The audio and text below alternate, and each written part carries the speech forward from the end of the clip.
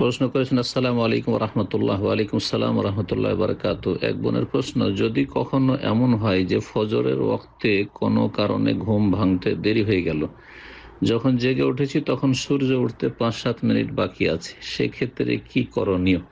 আমি কি উজু করে এসে সালাত শুরু করে দেব, নাকি সূর্য পুরোপুরি উঠার অপেক্ষা করব? এখানে বলেছেন যখন জেগে উঠেছি তখন সূর্য উঠতে 5-7 মিনিট বাকি। জেগে কখন উঠলেন সেটা দেখার বিষয় নয়, বরং জেগে ওঠার পরে আপনাকে উজু করতে হবে। উজু করে আসলেন তখন কতটা বাকি আছে সূর্য উঠতে, নাকি ঠিক সূর্য উঠছে।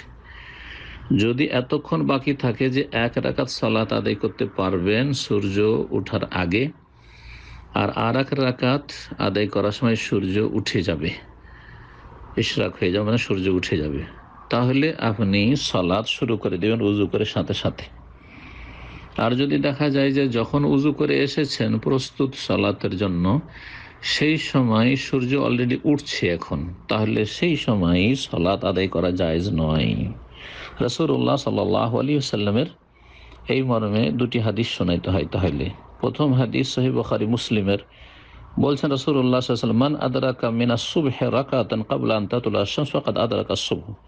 কেউ যদি ফজরের এক রাকাত পেয়ে যায় ক্বাবলা আন তাতুলা আশ-শামস, সূর্য উদয় হওয়ার আগে, তো সূর্য উদয় হওয়ার আগে যদি এক রাকাত পেয়ে যান আপনি, আর এক রাকাত পড়তে পড়তে সূর্য উদয় হয়ে যাবে, ফাকাদ আদরাকা আস-সুবহ, তাহলে সে ফজরের সালাত পেয়ে গেল, ফজরের সালাত ওয়াক্তে পেয়ে গেল, ওয়াক্ত পার হইল না।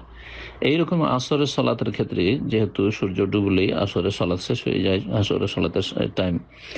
ওমান আদরাকা রাকাতান মিনাল আসরি ক্বাবলা আন তাগরুবা আশ-শামস, সূর্য ডুবার আগে কেউ যদি আসরের এক রাকাত পেয়ে যায়, বাকি 3 রাকাত সূর্য ডুবার পরে পড়লো, ফাকাদ আদরাকাল আসরা, তাহলে সেই ব্যক্তি আসর পেয়ে গেল। সুতরাং সেই ব্যক্তি যেন এইভাবে শুরু করে দেয় সালাত। সহিহ বুখারীর 579 নম্বর হাদিস, সহিহ মুসলিমের 608 নম্বর হাদিস।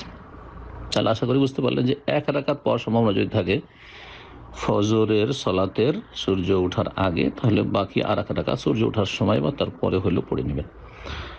আর আসরে ওইরকম এক রাকাত পেলেন, বাকি 3 রাকাত সূর্য ডুবার সময় বা ডুবার পরে পড়লেন, কোনো অসুবিধা নেই, পড়ে নেবেন। কিন্তু ঠিক যদি সূর্য উঠছে বা সূর্য ডুবছে, ওই সময় সালাত শুরু করা যাবে না, নিষেধ করেছেন কঠোরভাবে রাসূলুল্লাহ সাল্লাল্লাহু আলাইহি ওয়াসাল্লাম।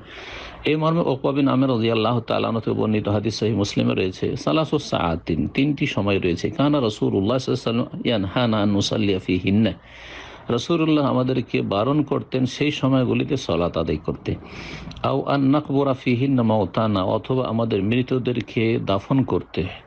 প্রথম ওয়াক্ত হচ্ছে হিনা তাতুলু আশ-শামসু বাযিগাতান হাত্তা তারতাফিয়া, যখন সূর্য স্পষ্ট হয়ে উদিত হচ্ছে, যতক্ষণ সূর্যটা পুরো না উঠে যাবে। আর সূর্য পুরো উঠে যাওয়া হচ্ছে, সূর্য ওঠার যে টাইমটা আছে ইশরাকের, তা থেকে 15 মিনিট পরে আপনি শুরু করবেন। তাহলে সেই সময় যদি সূর্য উঠছে, ঠিক ওই সময় প্রস্তুত হয়েছেন সালাত আদায় করার জন্য উজু করে, তাহলে 15 মিনিট থেমে যাবেন, 20 মিনিট থেমে যাবেন, তারপরে শুরু করবেন। ওয়াহিনা ইয়াকুমু কায়িমাজ যাহির, আর যখন ঠিক দুপুরে মাথার উপর সূর্য থাকবে তখন সালাত শুরু করবে, হাত্তা তামিল আশ-শামসু, যতক্ষণ সূর্য ঢলে না যায় পশ্চিম দিকে। ওয়াহিনা তাদাইয়াফু আশ-শামসু লিল গুরুব হাত্তা তাগরুব, আর যখন সূর্য ডুবার জন্য একেবারে ঝুঁকে পড়েছে, মানে সূর্য ঠিক ডুবতে যাচ্ছে, ডুবে যাওয়া পর্যন্ত, ডুবে যাওয়ার পরে আপনি সালাত আদায় করেন। তো আশা করি বিষয়টা বুঝতে পেরেছেন। আল্লাহ রাব্বুল আলামিন যেন আমাদেরকে সঠিক